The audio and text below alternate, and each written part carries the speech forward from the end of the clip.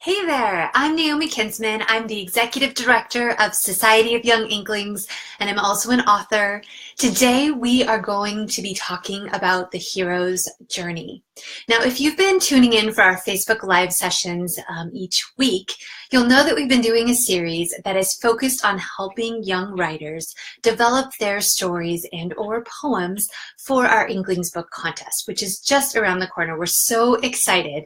We're going to be officially opening up our contest in January, but I'm going to tell you a little secret. We do have those links available for people to take a look at our contest on our website. So you can take a look, and we are getting ready for you to send your writing in to us so that you can enter the contest. The final deadline for the contest is March 15th each year. And we look at all those stories and poems that are sent in by young writers, and we choose 20. And those writers actually get a revision mentorship with one of our Inklings mentors. And we also we choose finalists who get to get their stories published on our website in the summer, which is also a really fun opportunity.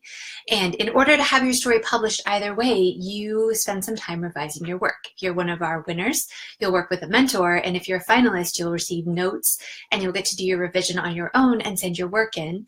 And even if you're not a winner or a finalist, you'll still get personalized feedback about your writing as long as you RSVP and let us know that you're sending in work.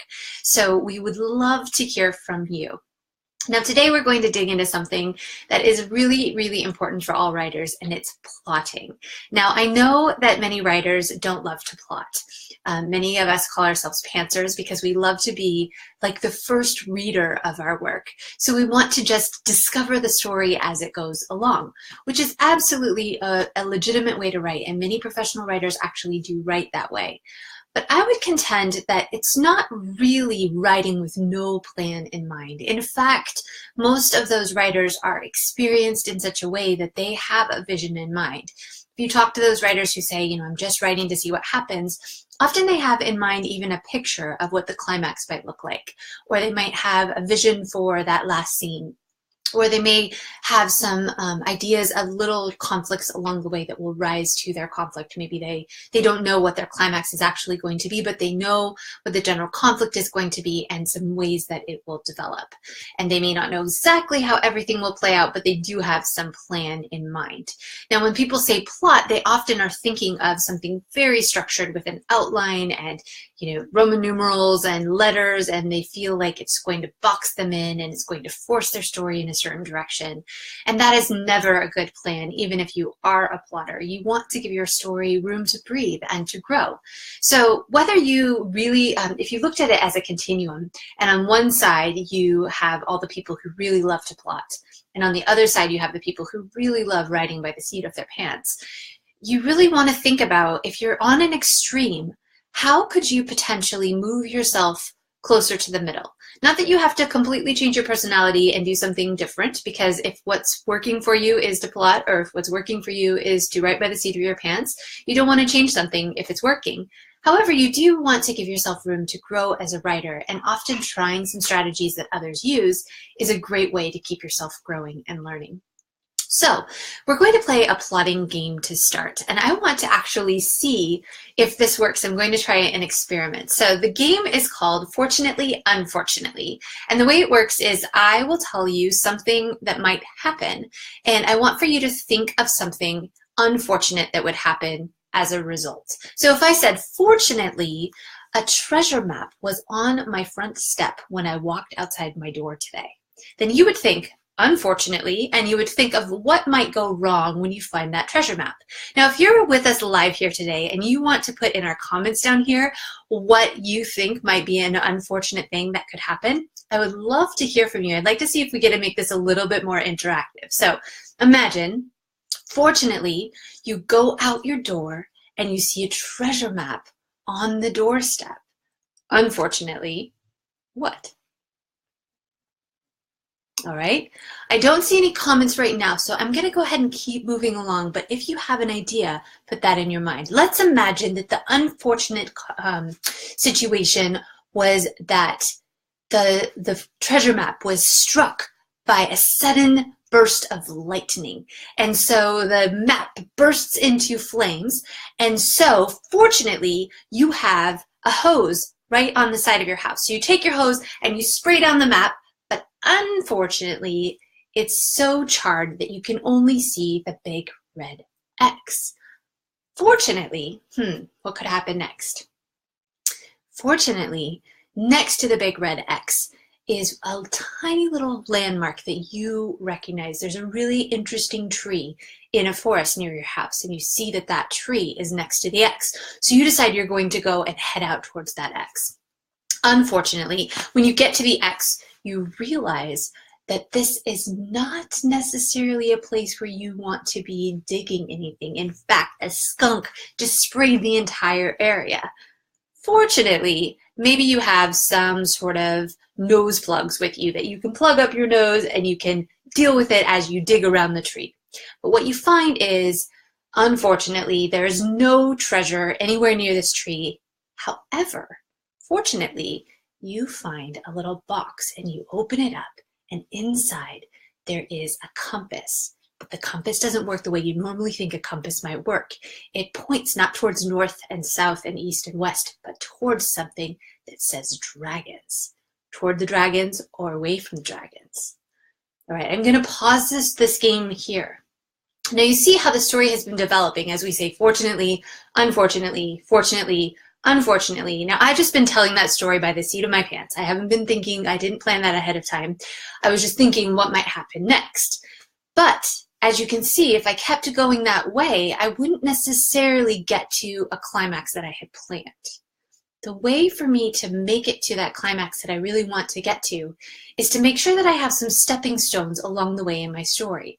So if I know that there's going to be a treasure map, and I know there's going to be some dragons, and I also know that there might be, let's say there's going to be a wizard who I have to trick. And let's say that I also know that at the climax of my story, I'm going to bring in that dragon, and I'm going to have to, as in The Hobbit, I'm going to have to sneak into the dragon's lair and take something out of his pile of treasure. So if that was my plan, I know those things are going to happen. And so as I make my fortunately, unfortunately choices, I'm moving my story along, but I'm moving it from stepping stone to stepping stone to stepping stone because I have a general idea of where the story is going to go. And that is what using some kind of structure for a plot is all about. It's about not letting your story completely spiral out of control because all you're doing is deciding this is the next interesting thing I want to have happen. And also, just to take a little pause from plot for a moment, stories don't grow out of things happening. It's actually not interesting to see somebody follow a treasure map around necessarily. We might read about that, but what we really want to know is why it matters to this character. The story would be so much more interesting if instead of saying, I found a treasure map on my doorstep, if you knew who that character was. Now, I can use the word I, but you want to know who I is. Is that person a person like me? Are they an adult who's a writer who's finding this treasure map? And are they maybe needing a story? So the exciting thing about this is they're looking for a story to tell. Or is that person maybe a little boy who is feeling a little bit sad because let's see, maybe he lost a science competition yesterday and he's feeling a little bit down and out and blue, and he feels like nothing ever goes right in his life. But today when he goes outside, he finds a treasure map. And maybe in his story, he actually meets a scientist and they maybe make a discovery. Or maybe when he gets to the dragon's cave, if we keep the dragon, maybe there's some sort of interesting new mineral that he finds. And so he actually makes a scientific discovery. And so now the story has something to do with the character. The character has some reason that they want to engage in the story, and it has a meaning to that character. Because we don't want to just tell stories about, hey, this happened and this happened and this happened. We want it to matter to the character. That's what makes stories interesting and makes us want to read stories. Now, that's what the hero's journey is all about. So you'll see in the description of this Facebook Live session, you can actually download our printable. And this one is about the hero's journey. So you may have heard of the hero's journey before.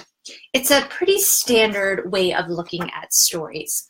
And it comes from a man who took a look at lots and lots of different myths, and he decided he saw this pattern over and over and over again in stories throughout time. He saw that, in fact, we have a character in nearly every story. We have a main character, and that character receives some kind of invitation.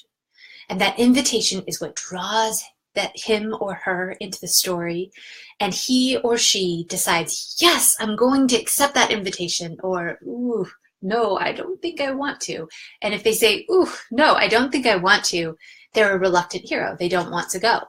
But if it's a story, usually the writer finds a way to push that reluctant hero into the story so that next they cross a threshold into the adventure.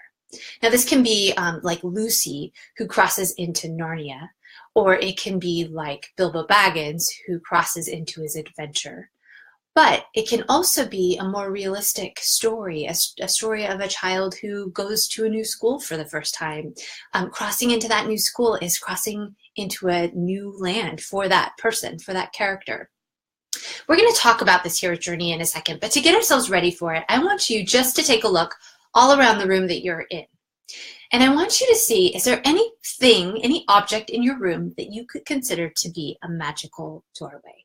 Is there any place that if you could open it up, or if you could crawl inside, it could potentially open into a new world? I'm looking around my office right now, and I see many books. So of course, any book could be a magical doorway. You could open it up and you could find yourself inside of the pages. You could tumble inside.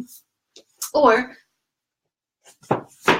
as in the Voyage of the Dawn Treader, maybe if you have a photo, I have a painting over here in my office, you can see, of the cover of my very first book, Lucanif.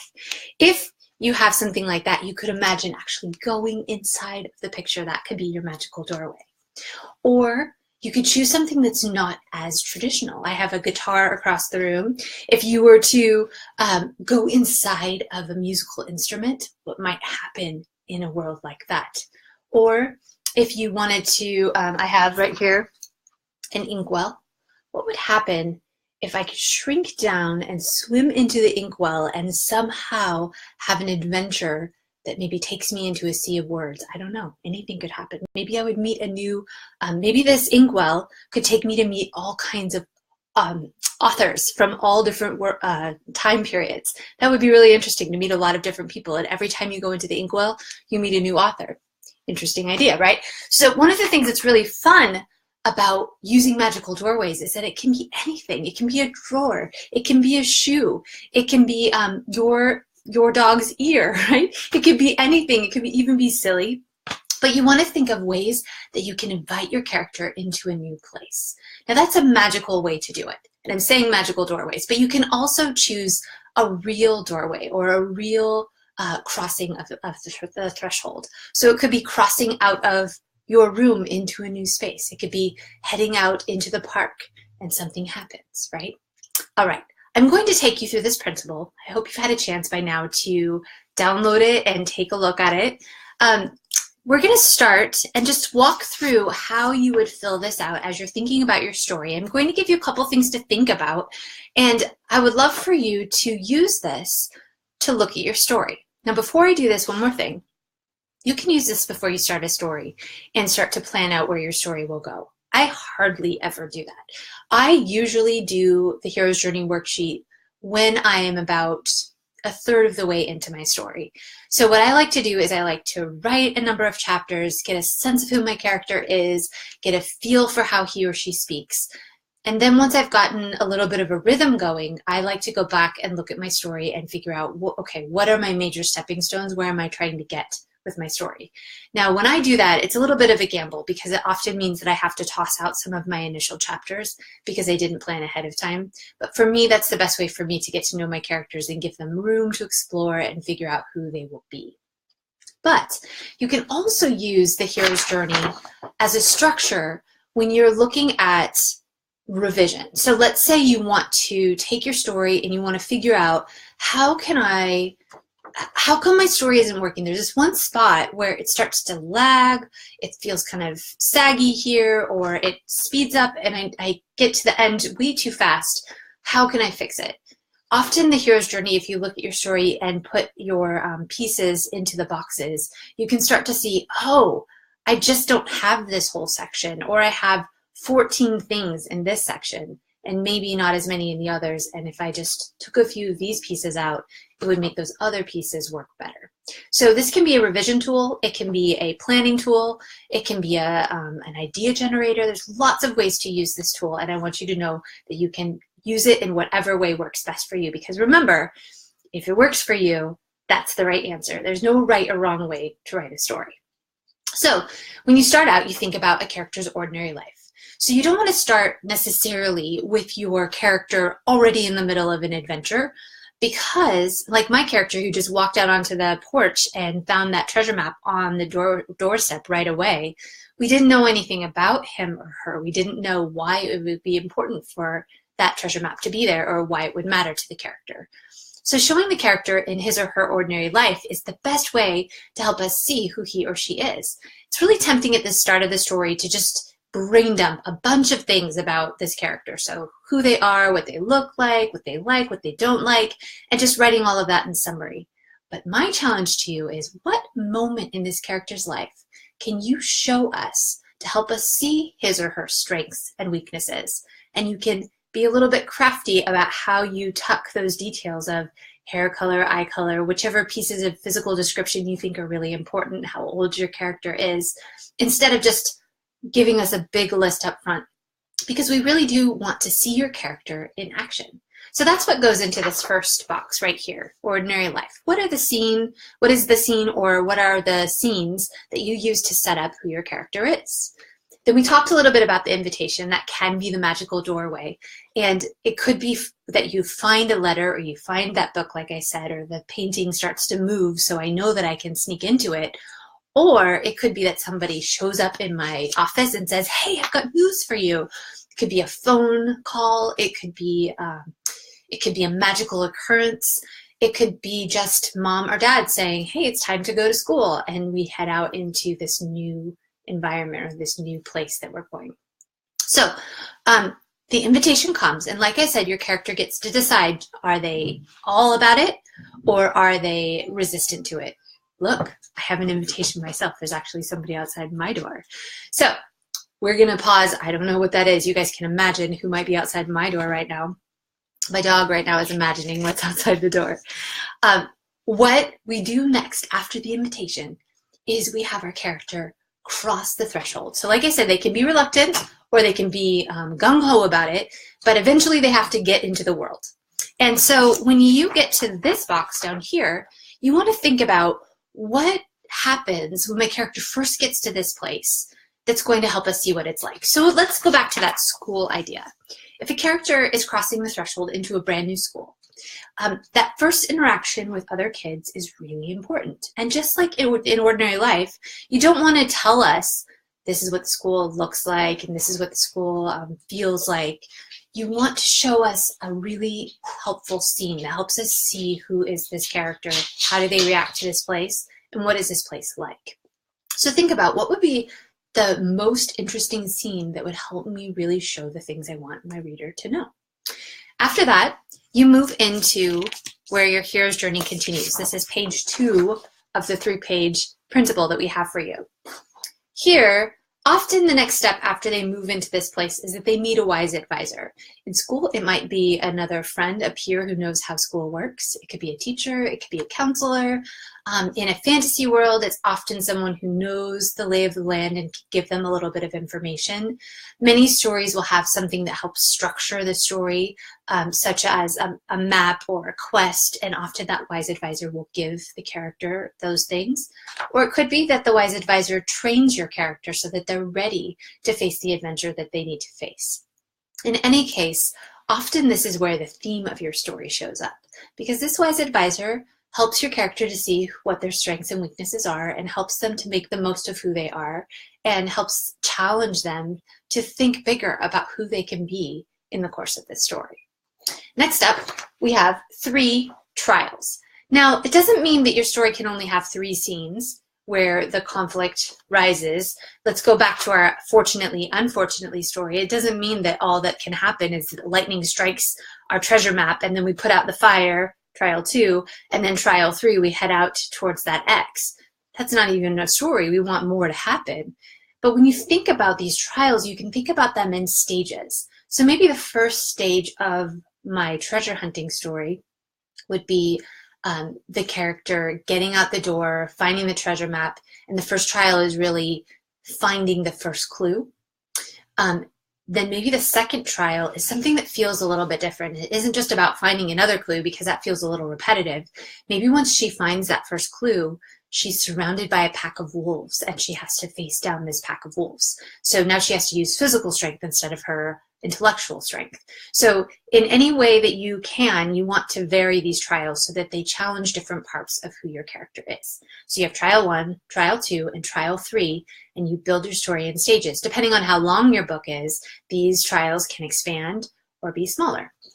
And the last bit, the last page, includes our climax. So in the hero's journey, this can be called wrestling the dragon, which feels a little bit dramatic. It doesn't have to be a dragon. I've been talking a lot about dragons today, but it could be in school. It could be a bully, and the dragon is actually a metaphor for who that person is or facing down that challenge. You always want to find a surprise in that moment. You don't want it to just be, we know that my character is headed towards this dragon. She's going to sneak into the lair and she's going to find the treasure and she's going to sneak out. Or the dragon's going to use his fire and he's going to, send it toward the girl who's sneaking in. Those are all things that we might expect. So you want to think, what's something that could happen that no one is expecting, that I'm not even expecting? And that can be a really good thing to put into your wrestling the dragon scene.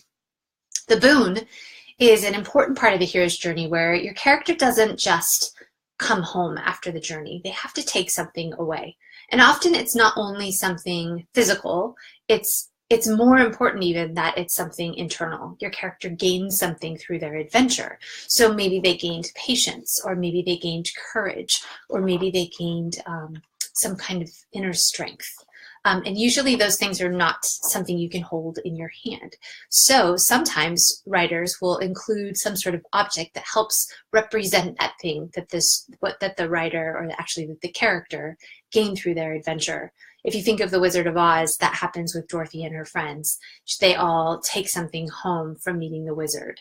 And it's not that that any of those objects that the characters get, the Scarecrow's diploma, for instance, those things are not necessarily the thing that they were looking for, but they're representative of the fact that these characters have gained that quality that they were looking for. All right.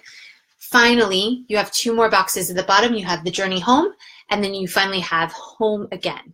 And the idea here is that you want to, after the climax is over, take some time to get your character traveling back to their ordinary life. Give them a little bit of a test. Now they've gained this courage, they've gained this strength. What can you push them with a little bit, or challenge them with a little bit, so we can see who they are now? And then finally, that last scene when they're home again, you want to make sure that you're showing, now that they've gone on this adventure, what does their ordinary life look like now? And it should be different because they've had this whole adventure that they've gone through. Now, as you can see, the hero's journey is very applicable to just about every story. But there's going to be variations in every story too. Perhaps your story has 2 point of view characters and you're not sure which one of them is the main character. Maybe you want to try building the hero's journey on one of them or the other, or maybe you want to try to blend. That's a possibility for you. Or maybe your character isn't a hero, maybe they are a villain, and so you have to think about, how does this apply to my character?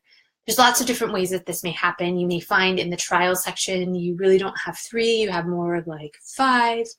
Take a look at them and see, can I group them together so that it feels like 3 steady phases? Why 3? Well, 3 is a really round number, and it helps to make your story feel balanced and feel like it's working well. So if you have 17 trials, you may find that your story feels a little scattered.